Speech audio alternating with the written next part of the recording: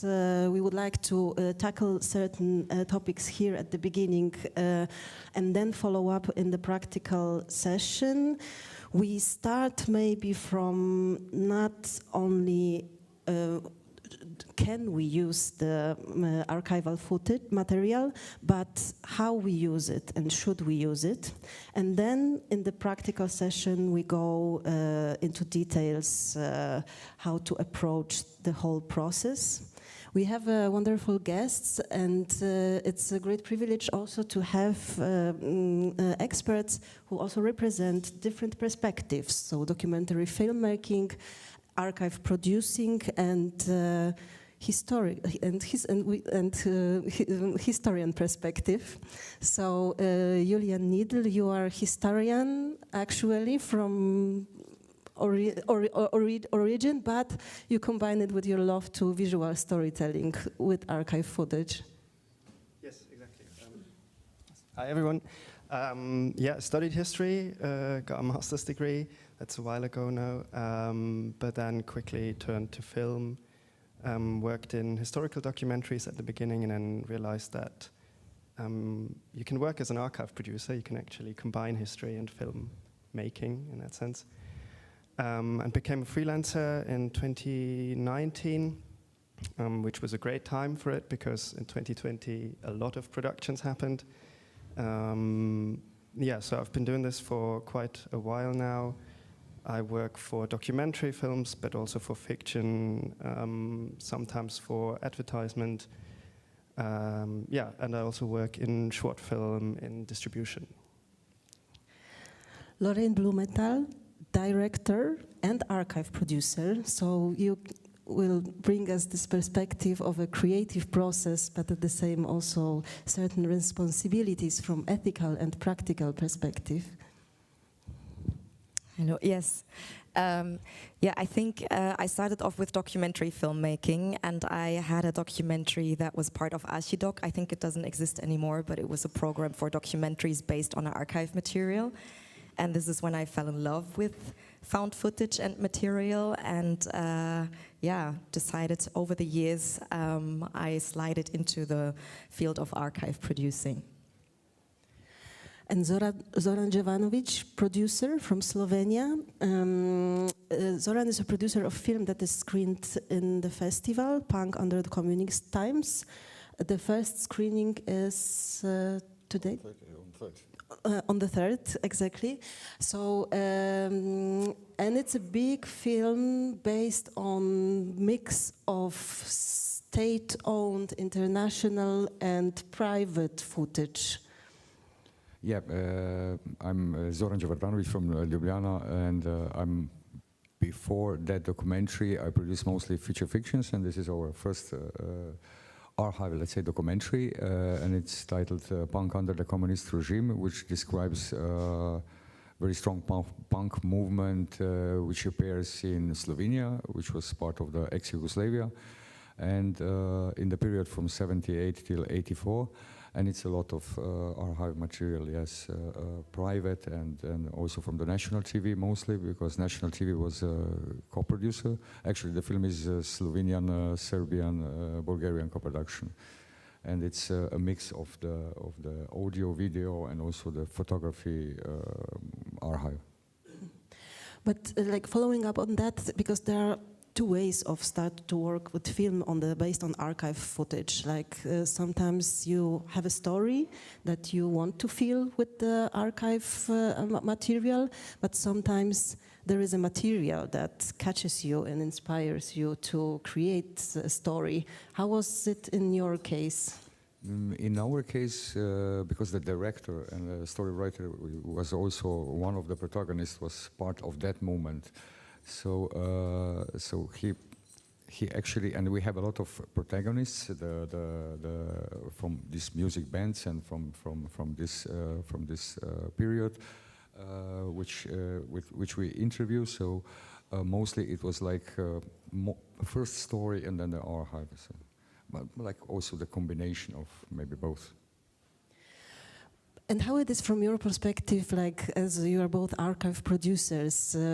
is there a way that can be easier or more difficult? You've probably worked on different kind of on both ways. Can you say something about the experiences? Well, in my case, I think I only had productions where there was a story first, and then it was the question of how do we fill in gaps, how do we visualize memories, how do we visualize the past of the topic. I've worked on archive-only based films, so yeah, then you have to do a lot of research, but mainly most of the time there was the footage first, there was the story first, and then you went to see the footage. But I did have, at an archive session last year, for the first time I saw, for example, Leni Riefenstahl and her footage from Africa when she went there. And I thought that, you know, diving into that material more, I think that could be a story. So sometimes you did get those impulses, and I'm pretty sure that a lot of documentary filmmakers do work that way. Yeah, I think mostly it is also, in the projects I work for, it's also like that. I think that's just the nature of how most documentaries get made today. It's like a lot of it is commissioned work. You have to write a very detailed project proposal already to get money to do anything. And I think that makes it harder to just come from the archive, basically. But I would also say it's always a combination. You won't write anything before you not know anything about the material that you might want to use. You're not going to invent it. Sometimes people do, but normally not.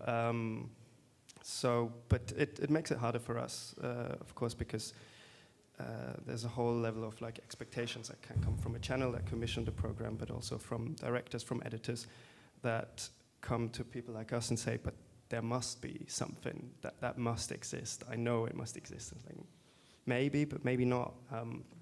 And it's a different conversation to have then, as opposed to, you know, there is this body of work, everybody knows it, and then we start working with it, and we maybe have like something that comes up that we're still looking to fill certain small gaps with. This filling the gaps appeared in both of your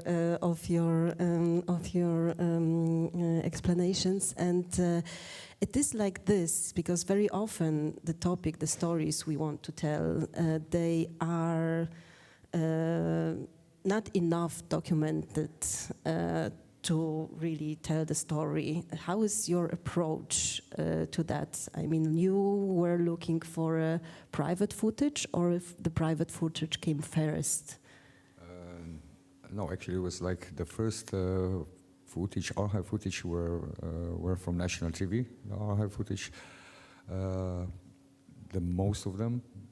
So we research that part mostly, and also a private, which is huge because each protagonist who appears in the film bring together with him his own private archive materials, and they scan a lot of that materials, which appears then in the film. So it was a lot of scanning of the material of the private materials.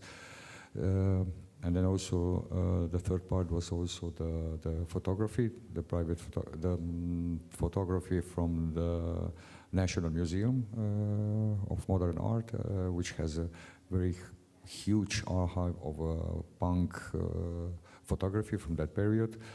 And then the fourth part was a music archive from the bands who appeared in the film. And this we solved with one with a publisher, with the Dallas Records, who has almost all the rights of that bands who were playing in that period. But sometimes you need to be creative and really fill the gaps with the material that actually maybe was not exactly from the exact event or the surroundings. Is it often the case? Can you maybe recall like the most crazy example? What kind of different materials you had to use? So I think the go-to often is animations, graphics, or recreations, obviously, but that costs a lot of money. Some of the recreations look pretty whack, I would say, so that maybe are the craziest examples. But I think this is the topic now where we're going to have to face AI a lot more. And I'm getting a lot of the times the question is like, is it legally possible to do this or that, and not so much is it ethically okay to take a photo and then develop like a scenery or like footage from it. The results are interesting, they're probably going to get better, but the ethical conversation, I think, is, it happens sometimes, but I'm a bit worried that the solutions to fill gaps increasingly going to turn to that without questioning how exactly and what the risks involved are, also from a practical point of view, but from ethical as well. I think there's also a difference between journalistic work and creative documentary filmmaking. If I'm doing a journalistic piece for Arte, I cannot say, okay, this is this event at that and that time, sort of, and then show something completely different. Whereas in creative documentary filmmaking, I made a film about somebody, and he's talking about his past. And I did a lot of research to find exactly the places and the time, and try to visualize it. And I was not able to. I was able to find some, but it wasn't enough. So I did trick around a little bit.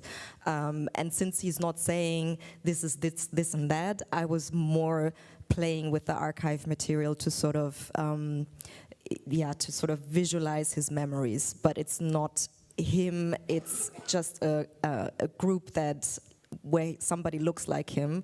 And I think you can be more creative. But then again, there are more ethical questions to be raised, and you have to be careful how much you play with it. Yeah, I experienced also like the films where you took also pieces of fictional films also, because it is like needed to like transfer the emotion or whatever to illustrate, you know, certain piece of time. And thinking about the ethical aspect and like how we use and should we use, I think there is a big topic. It's been raised in recent years, of course, but like archives obviously are for us. We have it as that they are portraying history, but what else we really need to have in mind, you know, approaching materials from conflicts or post-colonial countries is also this power perspective, which means who actually shot the materials and where are they based in. You, Lorraine, had a lot of experience as we were talking before, you know, about yes. that. I mean, experience so, but I do think there are the conversations about decolonizing archives are really raising, and which is a good thing, because if we wanted to, for example, make a documentary about Africa before the 60s, then, you know, whole Africa was, besides one country, was colonized. So, and the colonizers were the people who were shooting the footage. So if you use the footage, you have a very certain specific type of archive material. And many times you also have a voiceover, for example. So the BBC was, for example, in Ghana a lot. So they shot and they, but today I would say it's propaganda-like-ish. That was the news back in the days. So you have this point of view, this very white point of view on Africans. And if you want to use that kind of material, you just have to know how this material was created. And I think then again, the next question is how do you address maybe that topic in your documentary? So it's not anymore this, there's this and this clip and I just use it, where you might have to be conscious about under what violent circumstances this footage was created. And I think there's a huge conversation now, yeah. And also in terms of where it's based, yes, and then what resources we need to get it, because it's also like often that they are based, for example, like you say, in the British archives or in the Dutch archives, and then approaching the film, even if like a Guyanese director would need to pay a lot of money, in order to be able to use it.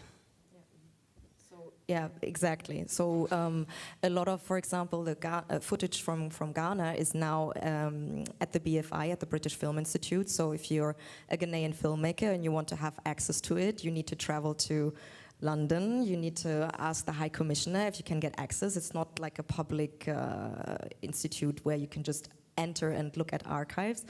Yeah, so there's a huge, like a huge thing to overcome, obstacle, that's the word I was looking for. There's a huge obstacle because, first of all, who pays the travel costs, who pays for anything? So yeah, it's nearly impossible if you want to do that. It's a lot of hurdles. And is it possible at all to discuss it, Julian? Because, of course, you work on many productions, like from different countries and international. Is it possible to use the certain arguments today, like since we already have this talk, in the last couple of years, there was a big change in Germany, yes, in terms of like historical archives from World War II, which have been like released, let's say, and like it's easier access. But how much we can negotiate? Yeah, it's like we've talked about this before. It's a bit like the Wild West. It really, what you have to understand is that, for example, if you speak to the BFI, you will speak to a salesperson first. That person is interested mainly in making a sale. To bring in certain, like most of these places will, eventually they want to sell you something, so they will try and understand how much you can pay. And they might even ask you that, so how much can you pay? But to bring it on a more ethical level, you will have to reach people probably a bit higher up, and you might, it's really complicated because you don't necessarily know how these organizations are built. Archives sometimes have like a sales department or a syndication. Public archives don't typically have that. That's maybe easier to have an ethical conversation. It depends completely on the institution, on the topic, but it's always worth a try. I don't know many cases where it really worked, because people want to make money off this stuff, and especially if you don't have much, it can be a very difficult conversation. But it's always possible, and I think the more people do it, and just imagine someone at the BFI gets this question about this footage 4 times a month. That might trigger something, and in the case of the Federal Archive, the Bundesarchiv in Germany, it was a year-long process, and it basically then ultimately a political issue, and it got a result that means now all of this Nazi-era footage is more accessible, or accessible and free to use for documentary filmmakers, apart from small technical costs maybe.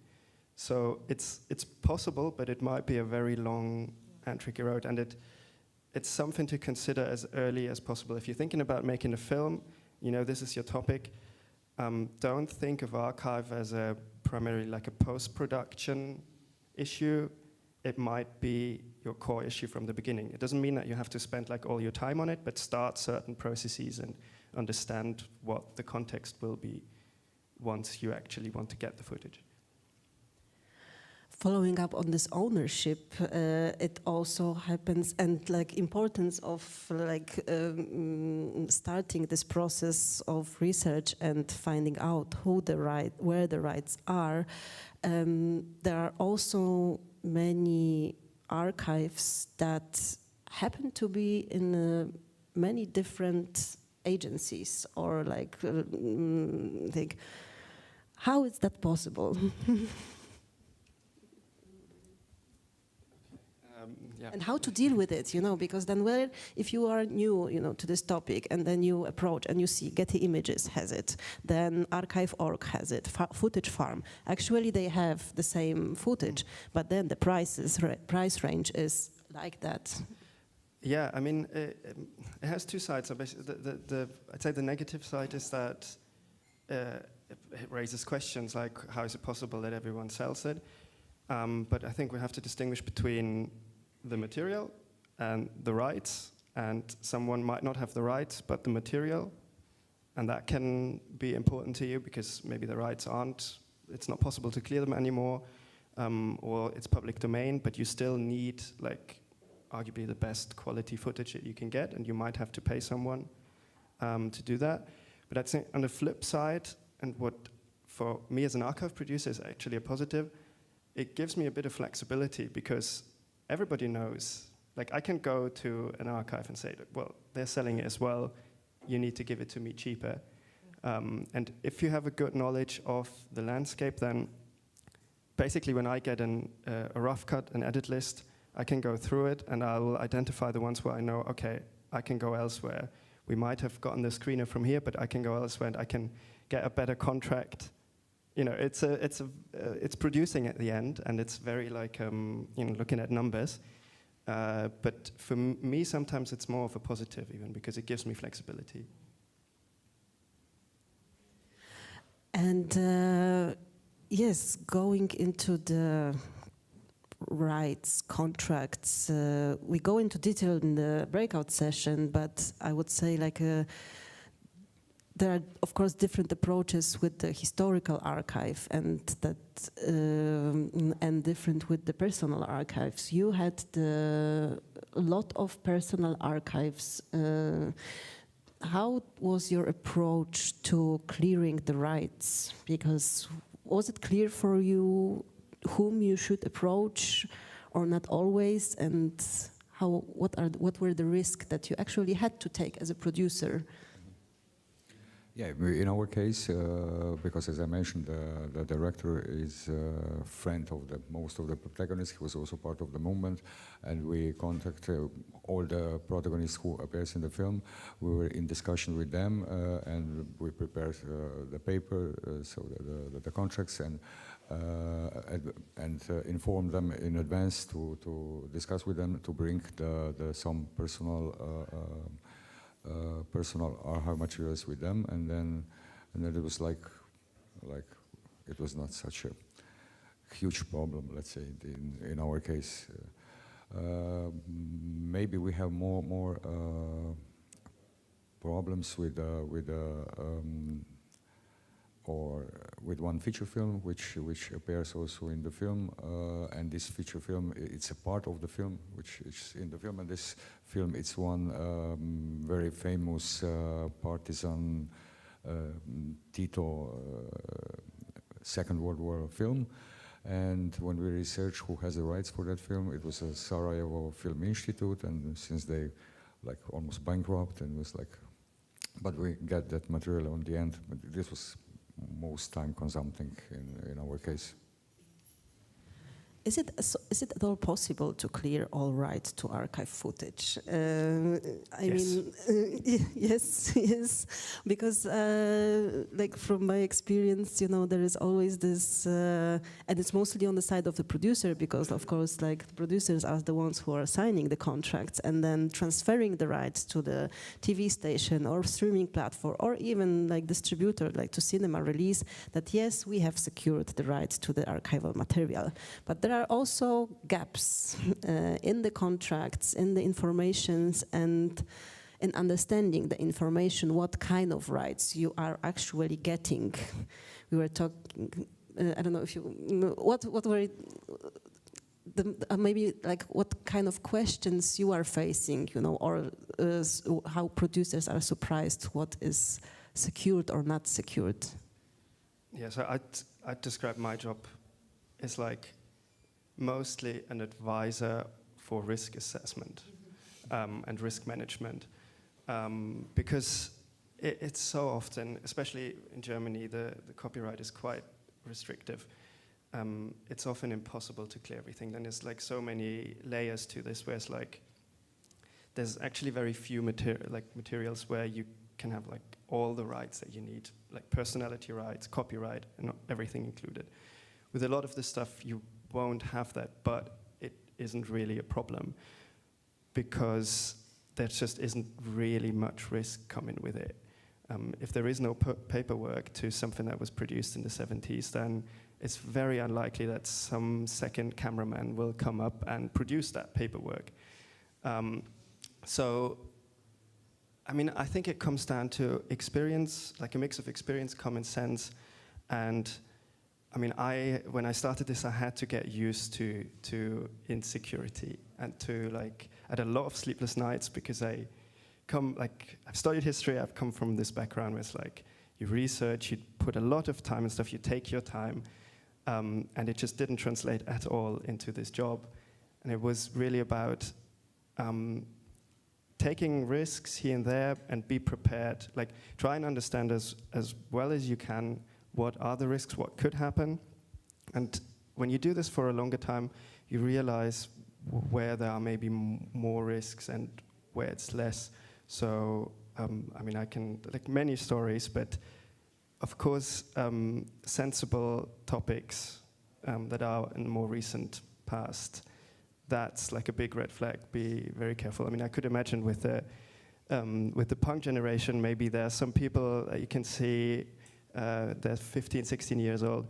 They don't like to be shown as punks anymore, maybe, and they might have something against it. So this, you know, all these things are to be thought through, but at the end of the day, there's so much that you just have to let go and do.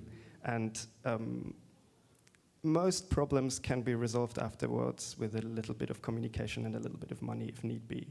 And it's good to be prepared for that, but don't be scared by the fact that you can't clear everything. It's just impossible, and you'll never do that. I think, from my experience, it's the personal right, which is the most difficult one. It's at some point you can find the person who shot that material, and you can make that person sign something. You can go to the big archives, etc. But in every, let's say, most of our topics are with people. So in every image where a person is, technically, you would have to ask that person, is it okay for you to be in my film, in this footage? And we don't do that. And especially it gets even more difficult if the person is dead. So I was working on a film about the catastrophe of the tsunami catastrophe in 2001. So we had a lot of people when the wave hit, and we couldn't find those people. And sometimes, well, a lot of times, we didn't even know if these people were still alive. Well, sometimes we knew these people weren't alive anymore because I've seen what I've seen on the footage. But this is the question of how do we deal then with these people, and how do we show these people? So it raises again the ethical question even more. But yeah, there's always this huge gap of you cannot clear to the fullest. And the easiest is actually if you have private footage. If I use material that he has shot, he is in, and I have a private connection with him, and I'll make you sign something, then I feel really bulletproof. But yeah, that's the ideal. Yes, you mentioned also this responsibility. Also, you are a director as well. Yes, so like how much like your editing, you know, you're putting together the footage, creates this image and shows the people in the respectful way. Is there any question at this point?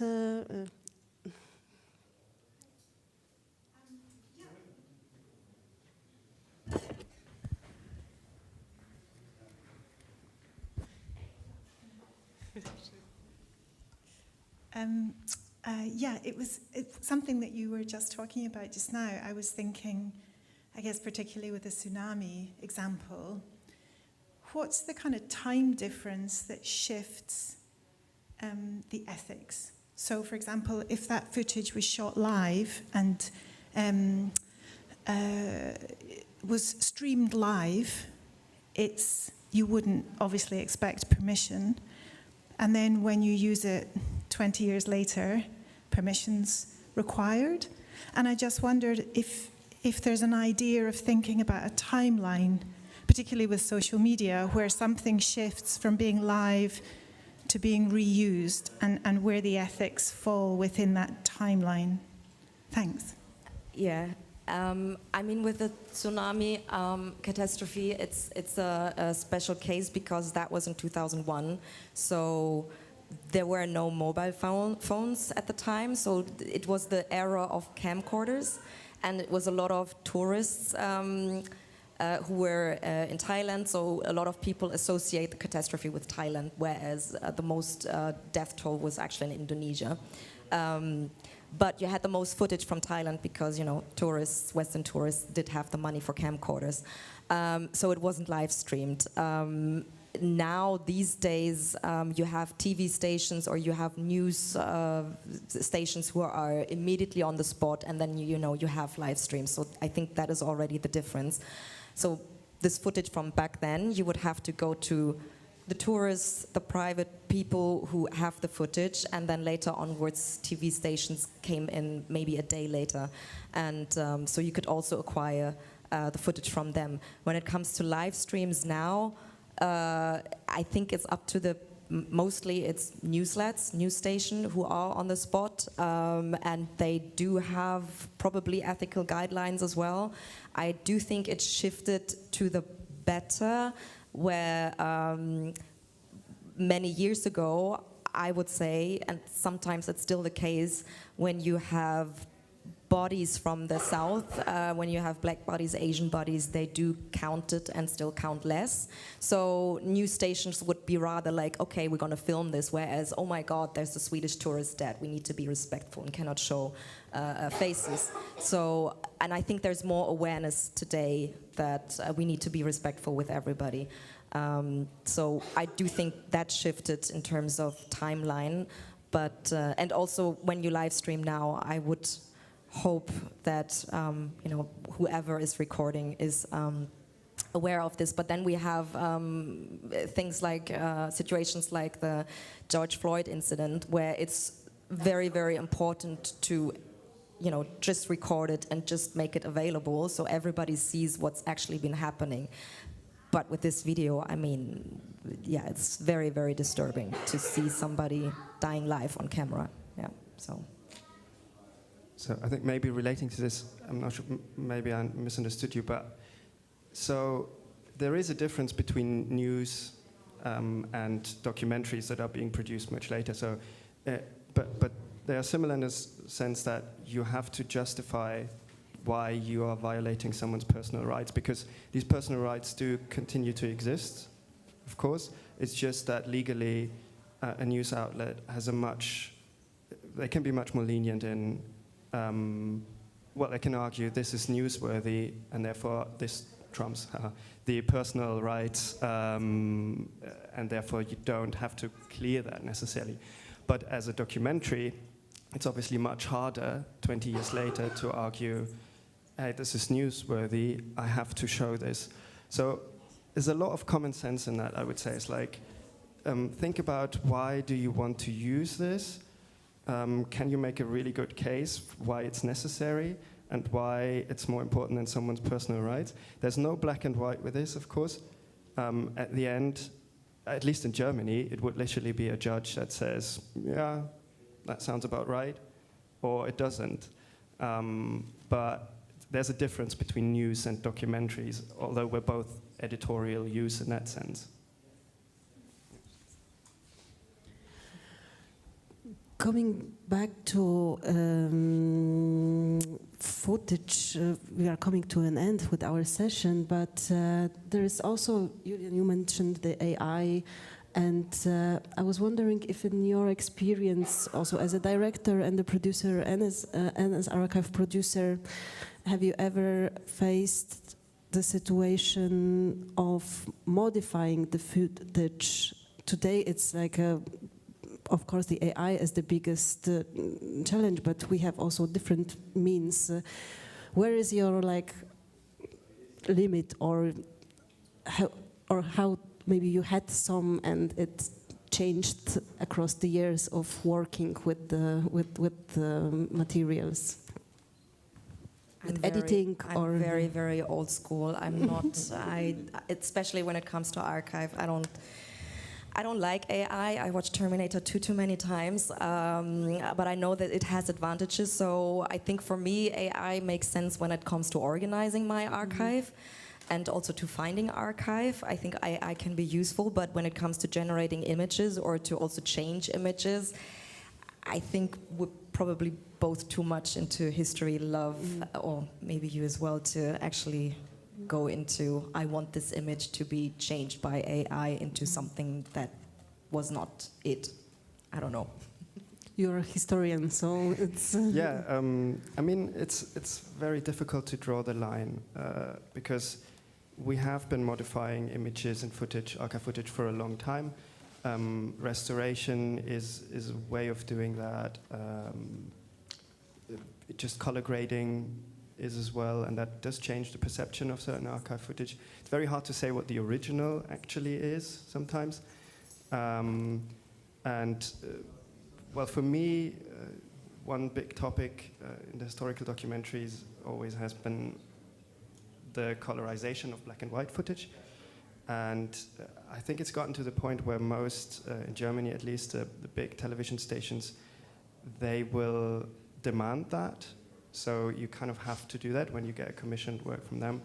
They will ask you to colorize as much as possible. And it's really, it's gotten a lot better. I mean, we all know the images, I guess, from like 10 years ago when it just looked a bit ridiculous. Now it just looks quite good and much better, photos as well as footage. It has a different impact on the viewer, that's for sure. People really like it. It's just, when you open the floodgates, basically, from an historian's perspective, it's like, it just seems so difficult to accurately colorize footage or just photos as well, because a lot of the information you would need, you don't have. So what color exactly this jumper was is probably very difficult to say. But yeah, I've come to the point where it's like, I think that there can be a conversation. There's maybe a good use case for it, but it's difficult. It's really difficult. I'm still in the process of I don't know. I'm working with a lot of projects, and obviously I have to some degree also do what I'm told. Otherwise I couldn't survive in this job. But it is. Yeah, if I now said I don't want to work for productions that do this, then there wouldn't be much work left. So I have to have the conversation, but it's also, yeah, I can see the positives more now. So. Thank you so much. I think I share your old school perspective as well. And I think it's very important for us as documentary nonfiction storytellers also to have this old school in us, because of course, we are transferring it further. Thank you so much. We will go now into a more practical aspects. We want to originally we thought of 3 breakout sessions. We kind of now think about maybe having a 2, because Zoran has a wonderful case study of his really archive field documentary, which is also interesting because it was his first full archive documentary. So he can, from his perspective, for sure, tell about this creative process and artistic approach to artistic archive, but as well as challenges maybe that you had and as a first time facing this kind of thing work. And Lorraine and Julian, you would go into very detailed practical workflow from idea to contracts and where to approach, how to approach, and why your Lorraine and your Julian work is so needed. Even if it costs, it actually makes it cheaper. Thank you so much. And yeah, let's